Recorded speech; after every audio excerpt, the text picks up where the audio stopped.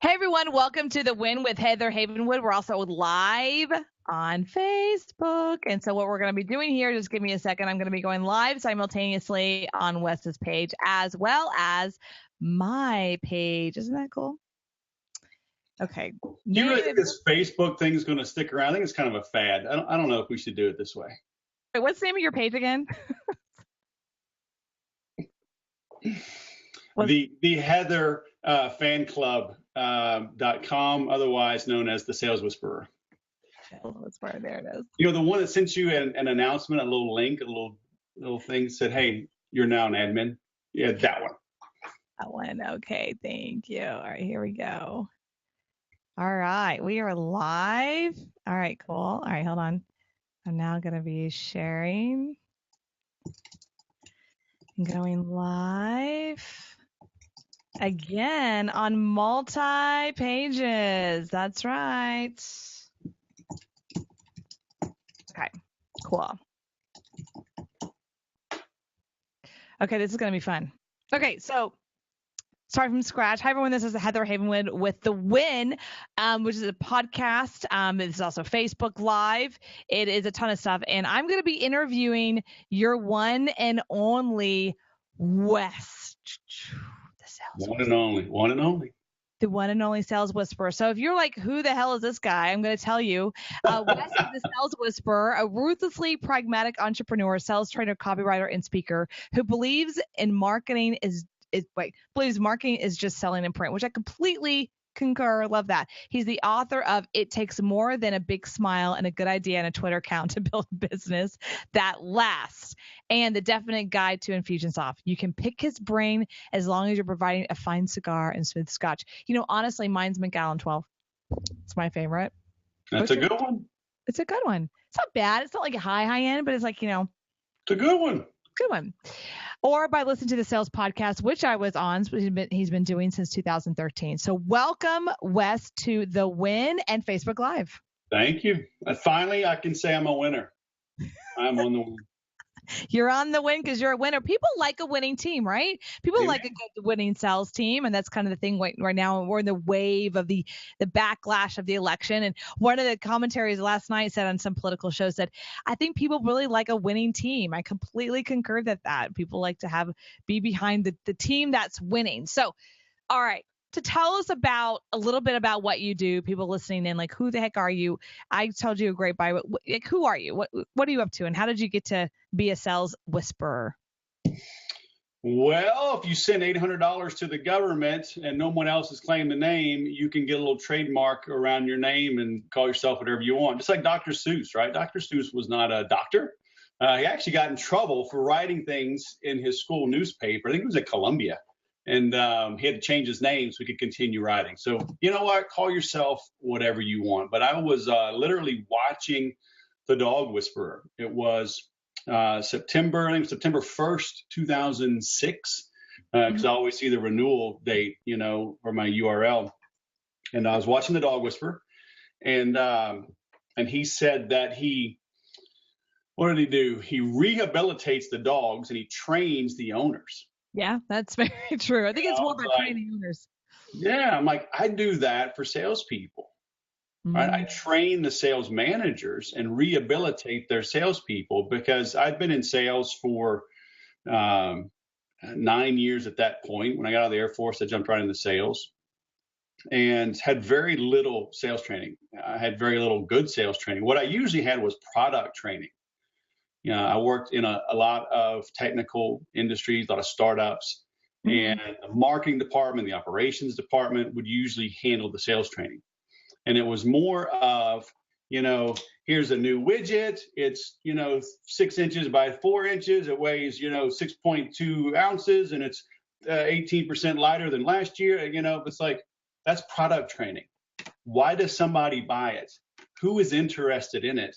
So I was always looking, searching, right, trying to get better, paying for my own stuff. My company wouldn't do it to get better. And so I'd found a sales trainer, kind of my mentor at the time. And I was in the process of becoming his first licensee as he was taking that and expanding his own business. And I was open, right? I was receptive. I was always creative. And it's not like I don't like marketing. I like marketing a lot. I found out being a business owner that I was actually a marketer trapped in a salesman's body. But I was good at sales. And I think great marketers are at their core are great salespeople. And so that's a really great point. I want to go to that for just a second. That I started out in sales myself, and then I feel like who I am as a marketer, I kind of forget that, like you just said, I was a marketer trapped into a salesperson body. But I want to ask you that question: what's the difference between really a sales and marketing person? But the first piece is I wanted to bring up is I remember being in corporate sales, and their sales training was really product training. Like, here's the new widget. Yeah, we did. I was back in the day during telecommunications, so we were doing, phone sales, right? This is a new Nokia. Remember those days? This is a Nokia, new Motorola that we were selling. And then it was like, okay, go sell it. And you're just kind of like, well, how do I present that? How do I create that? And I did a bunch of sales training too. So my question to you is, as far as marketing and sales, and if you notice in that corporate world, they keep those people separate. Like, you have the marketing department, for some reason, never talks to the sales department, which makes zero sense to me. So what is the difference between a marketer and a salesperson? Well, I think there's different definitions depending on the company, right? Big companies, you're right, they are separate, but they shouldn't be.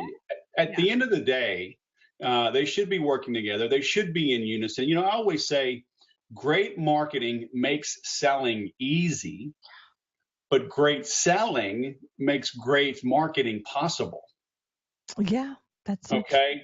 Yeah. So marketing, too many people, especially small businesses, they fall into the trap of trying to do what big businesses do from a marketing and a branding standpoint, right? But we can't afford a Goodyear blimp, okay? We can't afford the MetLife Snoopy One to fly around at a Chamber of Commerce function and hope people eventually remember us.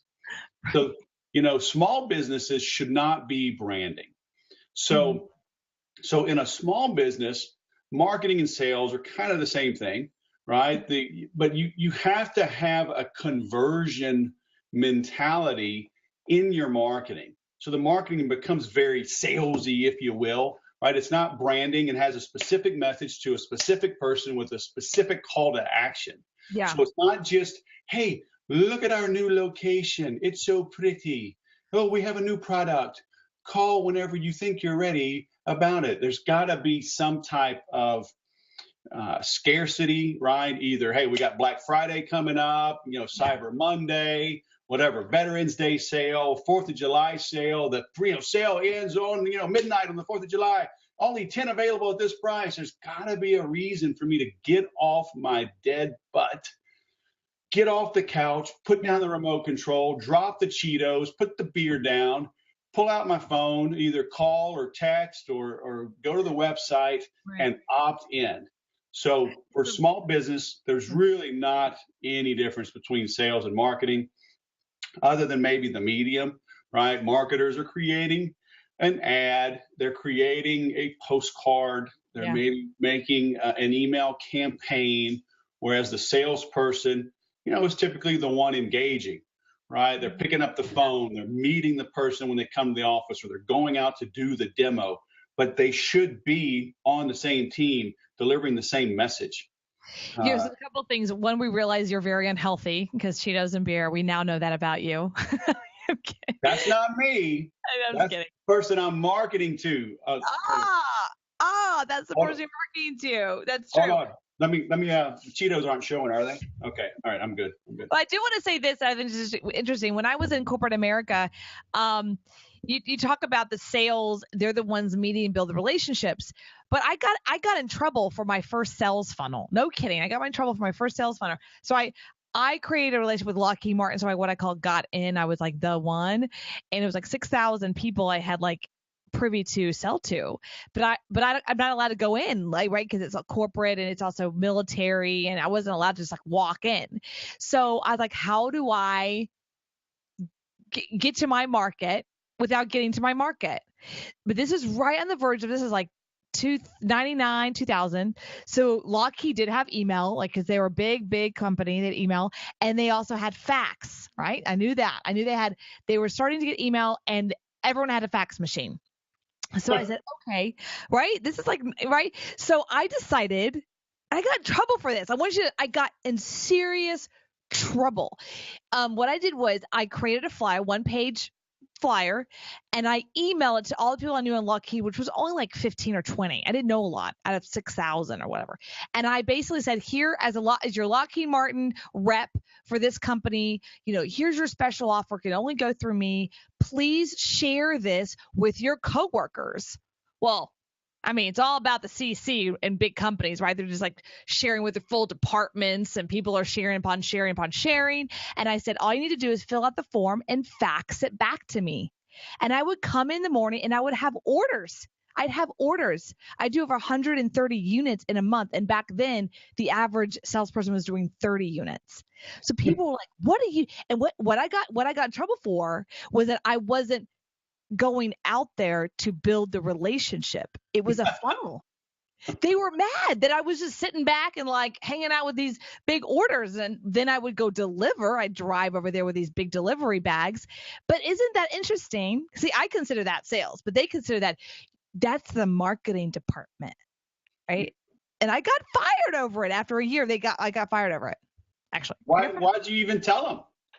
Because they were trying to figure out how in the hell I went from average of 30 sales a month to 130 in like 30 days. And I'm like, well, I just had my thing going. And then I kind of explained to my manager, and she fired me a few months later. She was very pissed. So I wouldn't have told them. There's my sales funnel, my first sales funnel. I'm sitting back, like this, like, right? I was working like 10 to 2. I go to the stack, I do it, and they would send in their credit card information. They would send everything in. And I'm just over there just ching, ching, ching, ching, back in the day. That was my first sales funnel. Was that even a funnel? It is a sales funnel. It was kind of email blasting and then allowing them to share. And then they faxed it into me. What? That's awesome. Who needs lead pages when you have a fax machine? I mean, yeah, really. That's the secret weapon now. We're bringing back faxes. Right? So this world of marketing and sales, I feel like it's the same, but some people uncollapse it, or they say, well, that's the market department. I'm not a salesperson. I mean, if you have someone coming to you and going, hey, we need help with our sales, do you say, no, you really need help in marketing? I mean, no, I'll work with them on both, but I don't let the patient diagnose the sickness to me. Okay. And then obviously too, it depends on the size of the company. Yeah. I do just sales training for some big companies. And so if that's what they want, okay, and I like them and I think I can help them, I'll go do that. Yeah. And then, because most companies are terrible at sales. So, hey, if I can help move the needle, train the salespeople, fine. Now, in reality, once I'm in, usually, really all the time, there's a breakdown between the marketing and the sales.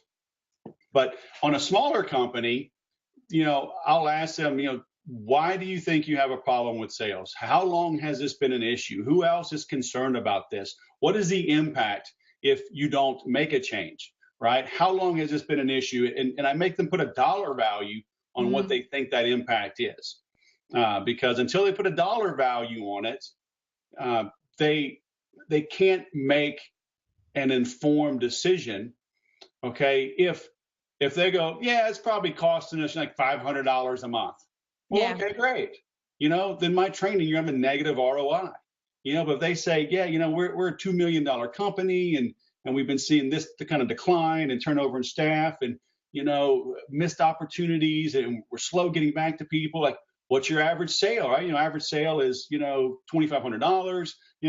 We got 5 salespeople. They're supposed to be doing 3 to 4 sales in a week, but they're doing 1 or 2. So I'm like, how much is that costing you, right? And when they can say 10 grand a week, 50 grand a month, or 20 grand a month, right? Then if I have a $5,000 solution or a $5,000 per month for 6 months, and I can make a $20,000 a month pain go away forever, then they can justify that expense, right? That investment in me.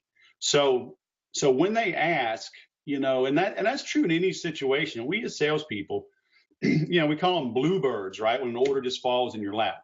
Well, there's a difference between an order falling in your lap and a request for a quote. Right. Salespeople get fired up. Oh, they just like Lockheed Martin just called me. They want me to quote on 150 units.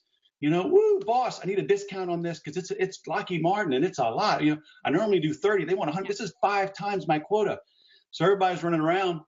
But when they're calling for a quote, somebody has already put in their head what they think they need. And so in reality, they're probably just price shopping, or they're trying to get that second and third quote just to fill the boxes so they can order from somebody else. Yeah. Yeah. And so when they call and say, thank you very much, thanks for placing your trust in us, thank you for the opportunity, not to look a gift horse in the mouth, but this is kind of a big order, kind of out of the blue. May I ask what's driving this? Okay. Because too often we just start running around and we're just at their whim, right? It's like, hey, I want that order for sure, but I'm not a servant boy, right? I'm not a quote monkey. Right. So that's what happens with the salespeople. They feel like servants a little bit sometimes. They're like, well, I want to build the relationships, but they can become like these administrative servants. I know I did many times in the sales organization. So you got to ask, you got to uncover like what's going on. Yeah. What's really happening? Because a lot of times they're using you just to get a quote. And I do it now, and I did it when I was in corporate America. I would refuse to quote somebody if they wouldn't give me the answers.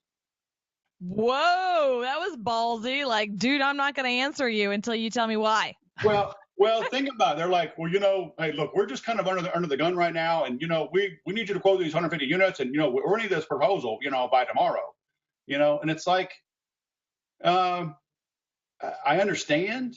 Yeah. But it sounds like you don't trust me because you're not willing to answer some questions. So if you don't trust me just to answer some questions for a quote, how would you ever spend money with me? Right.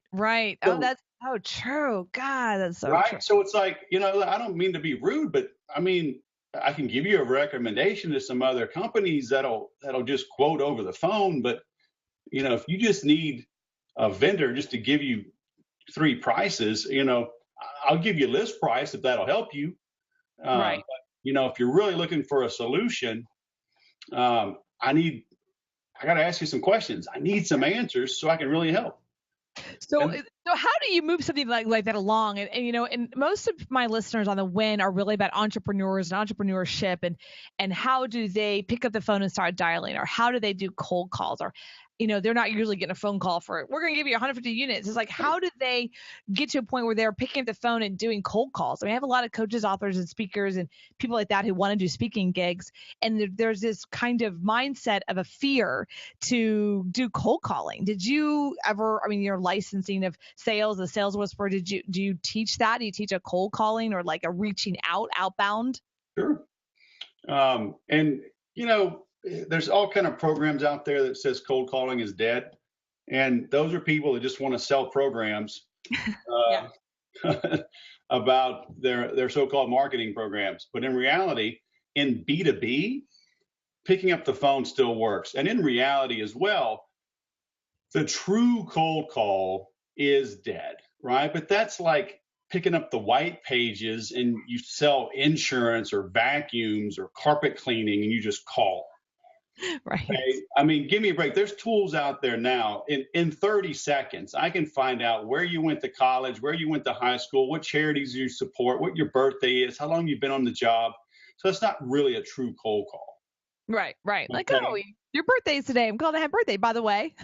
Yeah. And so you create a targeted list, and you can call somebody and say, ideally, you get a referral. Let's say you don't even have a referral, though. Let's say you got to have a reason to call, obviously. What's that reason to call other than just I want to sell them something? What's that reason to call? Well, so let's say you have speakers. Somebody wants to be a speaker, and they're calling associations. Okay. And ideally, if you're just starting out, there's dozens and thousands of associations. You have national chapters, you have state chapters, you have regional chapters, you have local city chapters. Okay, and if you're brand new, you may have to call these associations and go speak for free. Okay, so in reality, now the people running these events, what you have to offer them is peace of mind, because every month they're looking for somebody to speak.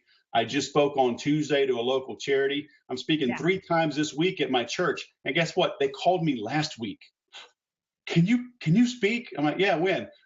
Next week. Okay, when? Tuesday, Wednesday, and Thursday. I'm like, you gotta be kidding me. You didn't have it a week before, you know. So these people running events, putting on things, they're anxious for a speaker. And then you call. You're like heaven. You're like this little angel.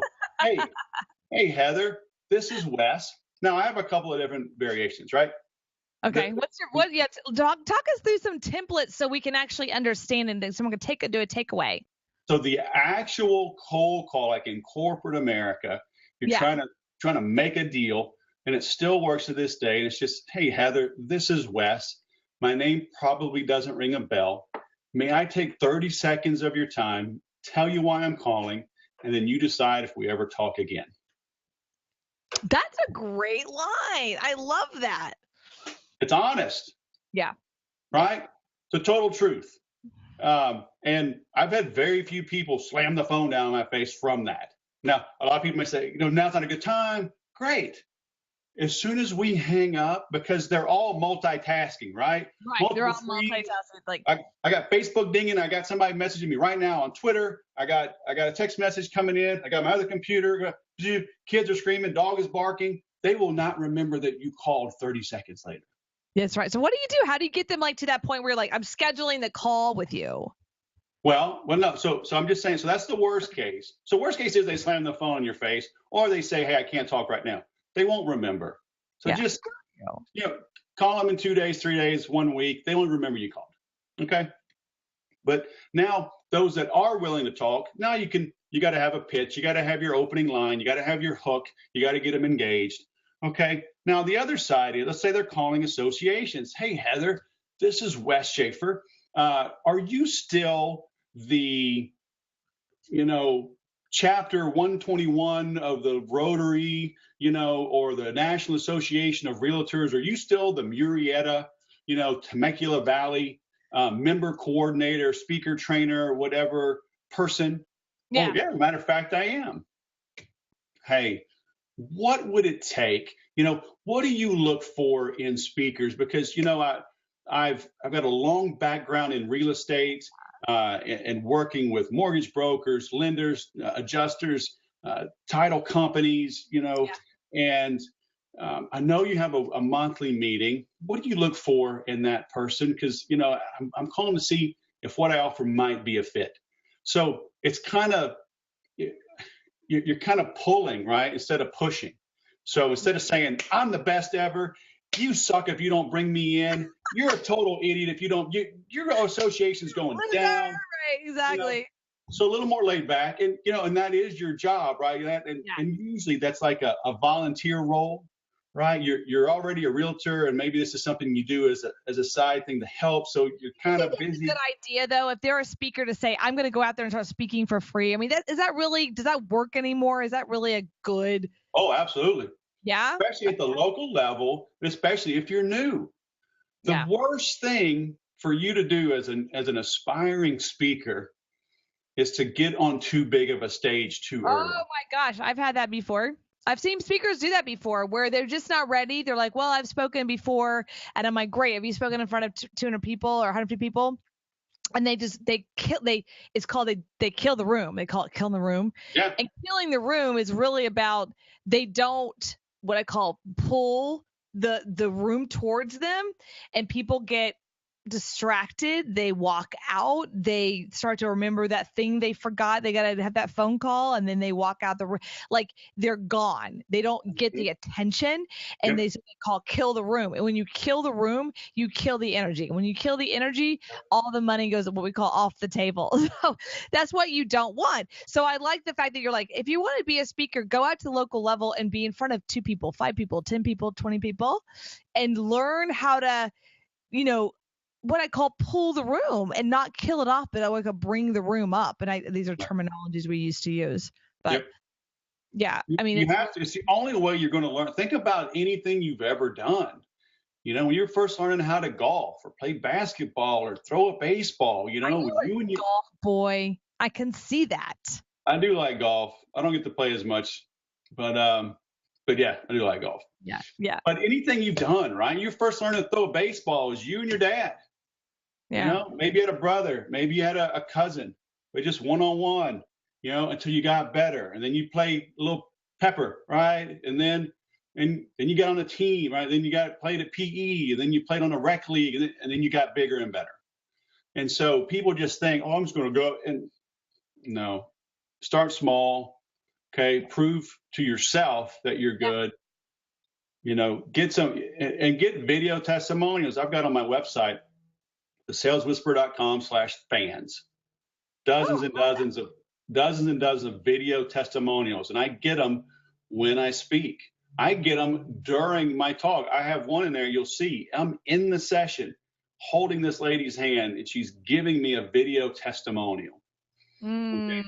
You can't make that stuff up. Okay, I'm so going to be taking that because I don't have one of those. So it's going to be yourwebsite.com/fans. Yes, I'm taking it. Look at you. You're like, no, I'm totally taking it. No, by all means, take it. I'm saying, oh my gosh, you don't have one? I know, I don't. So right now, if you're watching on Facebook or listening on the wind, you create me a video. No, I'm just kidding. I would love for you to do that. You can hashtag that at H Havenwood. But I don't have that. You know what I do have, though, on Twitter is I'm sorry, not Twitter, LinkedIn, a ton of recommendations, a ton of recommendations. And the cool thing about the LinkedIn recommendations is that I can't put them on there. Like, it has to come from that person. And then they have to, it's like a double accept, right? You got like, they recommended you, and then you accept it. So it's a double accept. And that's why I did that. And so that then I can take it and place it on a website, and what Ryan Dice said, all these people, because I can say, see, it's verified. It's like a verification process. But now I should stick stick this in front of their face and go, give me a testimonial now. Well, actually, you don't stick it right in front of their face. What do you do? Oh, tell us.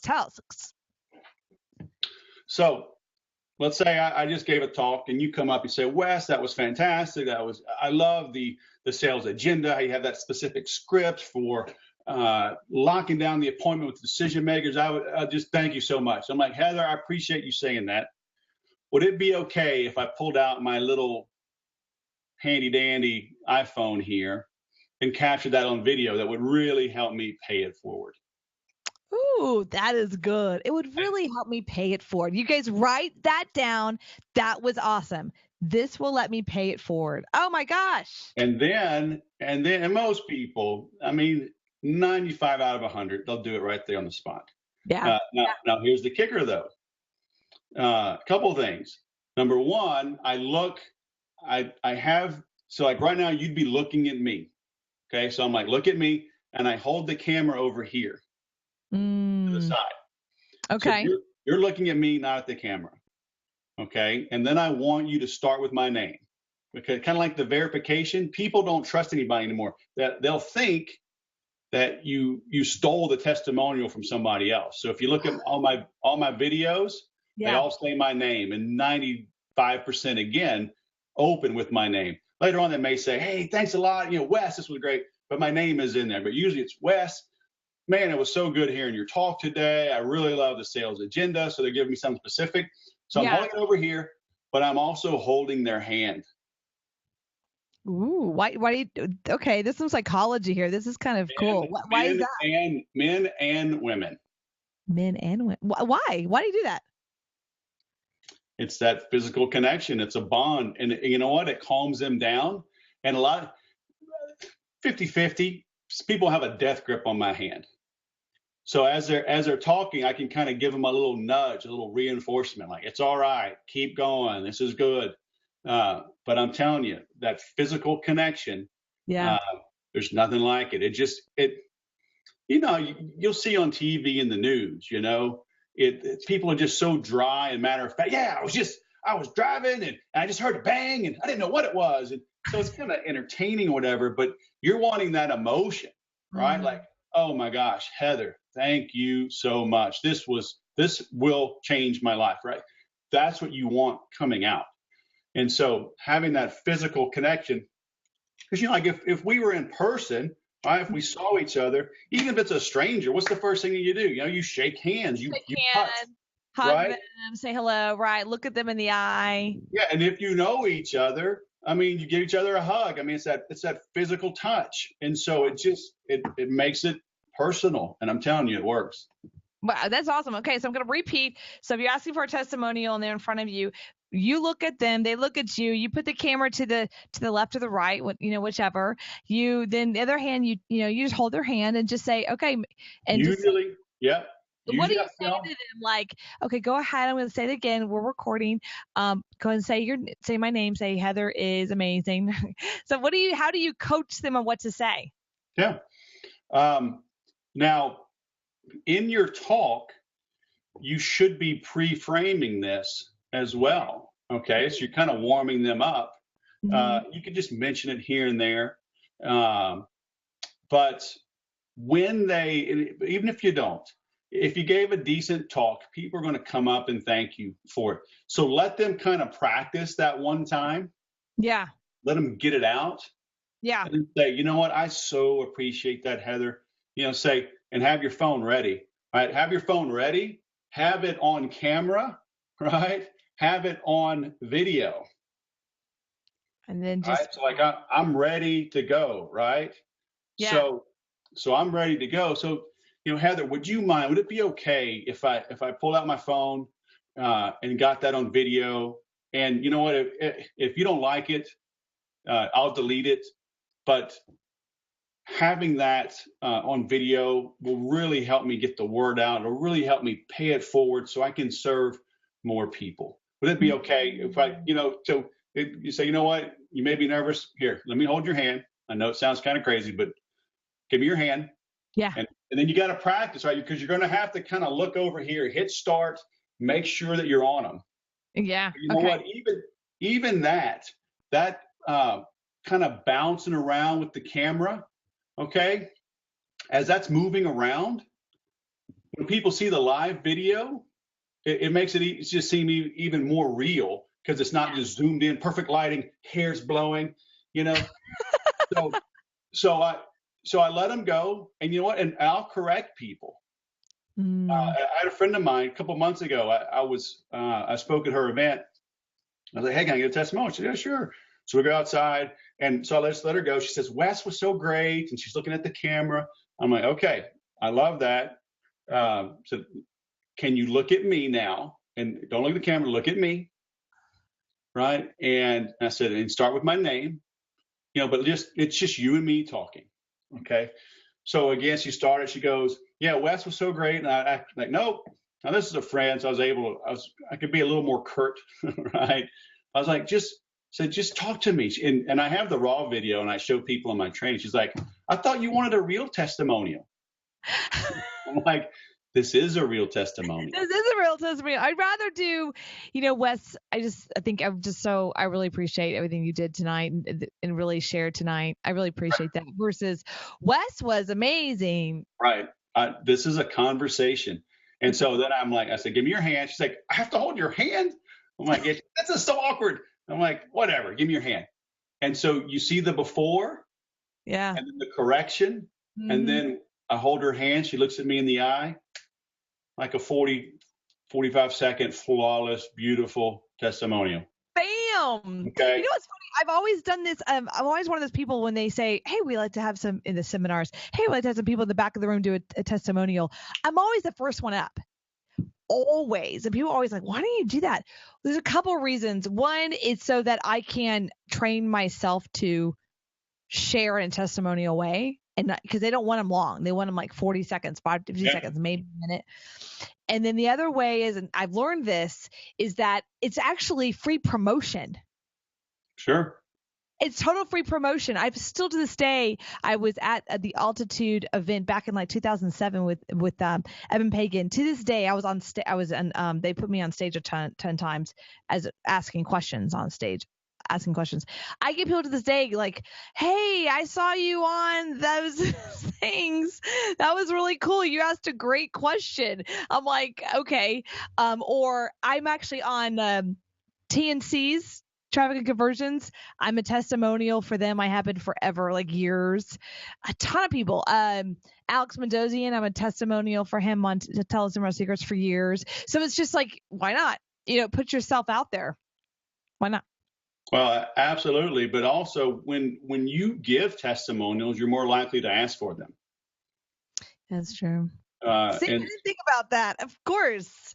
I didn't think about that. You're so smart. Because you're the sales whisperer. You bust the phone out, and you know what? If it takes 5 minutes to get a good clean 30 seconds, that's fine.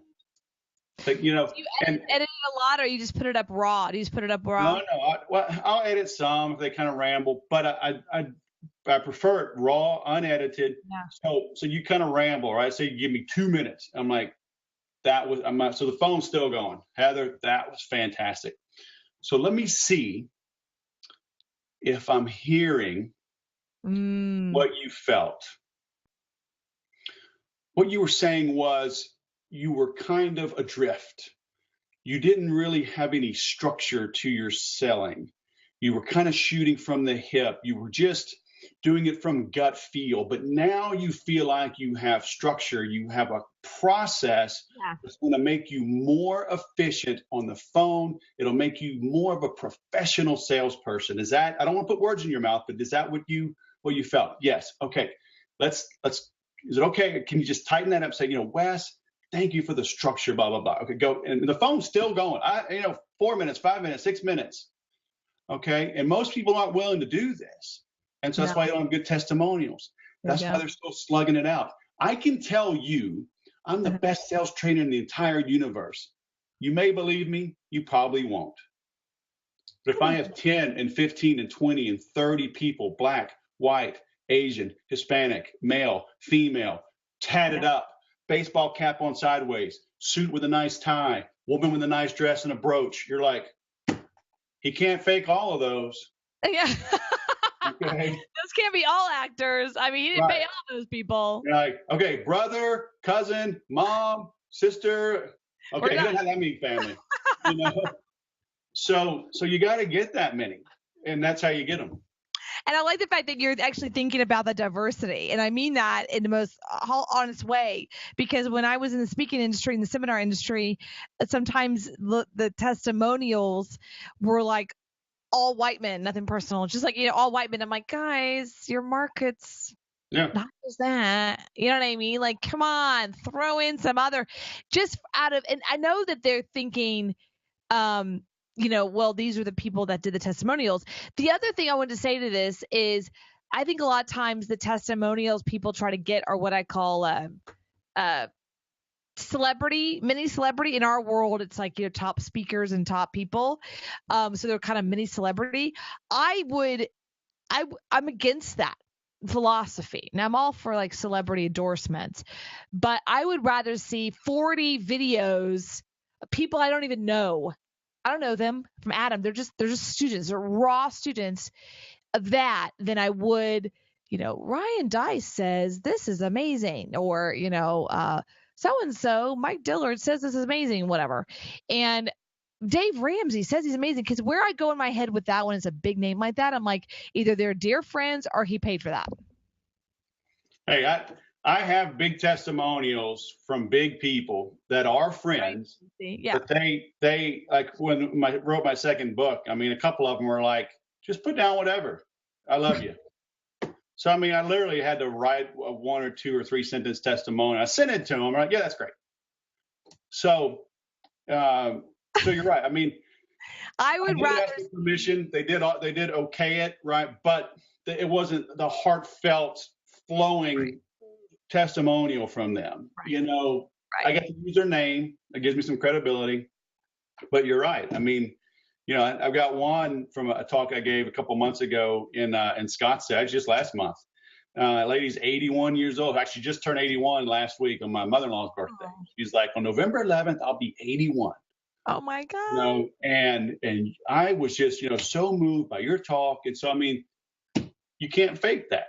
No. And I'd rather see that versus, Brian Tracy. Or I'm just speaking out loud. Tony Robbins, a lot of that, I love those guys. And them saying, hey, I endorse Wes or I endorse his product is one thing. But when I see, because we all know that yes, they love you, but they probably didn't go through the course. They didn't probably have that pain like a student did, where they spent the money, got on the plane, went to the seminar, whatever, spent the $3,000 to work with you, actually had a true pain that you actually overcame. Right. And I think that says a lot more about a testimonial. And hopefully Don's listening, my fiance, because he does this amazing job of helping women lose 30 pounds in 30 days in his metabolic program at Skinny Beam.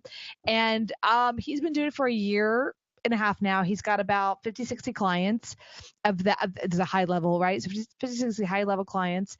And every day he gets a new client. I'm like, great. Where is those before and afters? You know what I mean? Where it's at least like, tell me how much weight you'd like to lose, or what's your focus, or what is it going to be like for you to lose 30 pounds in 30 days? And it's going to be like, oh, amazing. And then great. And then you do it again. Okay, it's been 30 days. How much did you lose? I only lost 18, 19, maybe 20, but I feel amazing. I feel better. I had this energy. Oh my God, say that again. Dr. Don, you're amazing. I don't have, as the marketing person, because I'm marketing for his company, I don't have anything. I have nothing. So when we're out there marketing, I'm like, yeah, people lose 30 pounds in 30 days, which is true. I'm like, need before and afters. Right. I'm like, I need before and afters. I need testimonials. Give me some video people. So, hopefully he's listening. He's going to be like, oh my God, okay, enough already. But it's so true. It is so true. People want to hear from other people. And I'm so glad you went down this road today. I had no idea we're going to go down this way, the Sales Whisperer. But it's really an accurate piece of really solid information. And I don't even have it. I'm totally taking this on. And you know what? I'm going to ask you. I'm going to ask you for a testimonial. You have to fly out here, see me, bring your iPhone. You can't do it through the video, like. No. I guess we could. It's the first time for everything. Like, can you look? Don't look at the camera. Look at that camera. Don't look at that camera. Look at this camera. Look at you on the screen. I got to get up here on this camera and look right at you. That's awesome. Well, good. I just want thank you so much for this. And after a minute, we're just going to wrap it up. But what do you focus on right now? And what's your main thing right now that you're focused on, and people can say, hey, I want to work with you, or what kind of client do you work with? Two types of clients. My business has really evolved in the last decade, and I work a lot with small business owners, helping them automate their sales and marketing, like picking the right tool. I have a little simple free quiz that'll help you figure out. It's called Best CRM for Me. So bestcrmforme.com. It asks like 12 questions, multiple choice, and it helps you rank order some of the best tools out there that I work with. Some are $15 a month, some are $1,000 a month. So that's become a big part of my business. But I'm kind of getting back to my roots with sales training, and I'm launching the Make Every Sale program. So makeeverysale.com. It's a lifetime access, dozens of videos, testimonials, or like scripts, templates like we just talked about. So I've got templates for your outbound calling, for setting sales agendas, locking people down to firm appointments, overcoming objections, greeting receptionists, navigating the tough waters of that executive assistant. Is she expecting your call right now? Things like that, right? Private Facebook group, like I said, lifetime access. So that's really my focus ending this year and going into 2017.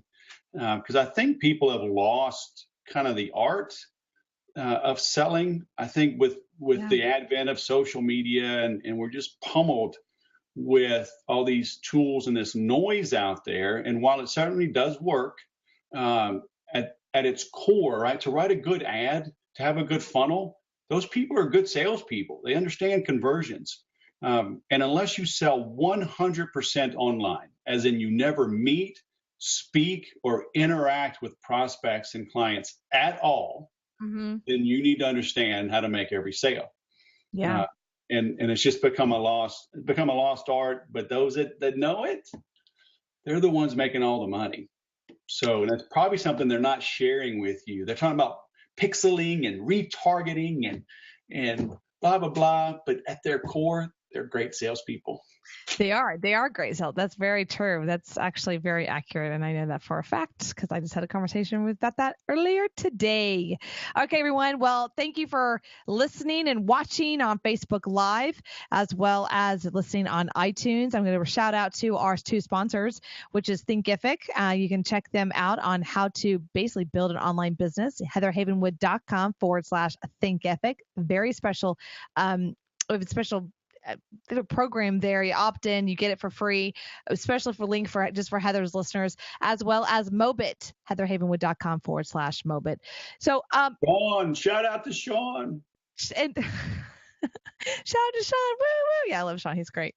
So, Wes, thank you so much. Where they can find you, thesaleswhisperer.com, as well as at Twitter, Sales Whisperer, Facebook, The Sales Whisperer, and LinkedIn, The Sales Whisperer. I mean, you're like the Sales Whisperer. Hello. All right. Thank you, Wes. Any last words? Always have a call to action or no action will be taken. Oh, that's actually really good. I'm going to use that quote. Go to makeeverysale.com, would you? Just do it. Just do it. Just do it. All right, Wes, thank you so much. And this is Heather Havenwood. Check us out at heatherhavenwood.com.